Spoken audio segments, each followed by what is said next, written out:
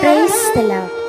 இயேசுவுக்குள் அன்பார்ந்தவர்களே, உங்கள் ஒவ்வொருவரையும் ஆண்டவர் இயேசுவின் இனிய நாமத்தினால் வாழ்த்துகிறேன், வரவேற்கிறேன். ஆமென். இன்றைய நாளுக்கான இறைவார்த்தை உணவு சீராக்கின் ஞானம் 4:10. கைவிடப்பட்டோருக்கு தந்தையாயிரு, அவர்களின் அன்னையருக்கு துணைவர் போல் இரு. அப்போது நீ உன்னத இறைவனின் பிள்ளை போல் இருப்பாய். உன் தாயை விட மேலாக அவர் உன் மீது அன்பு கூறுவார். ஆமென்.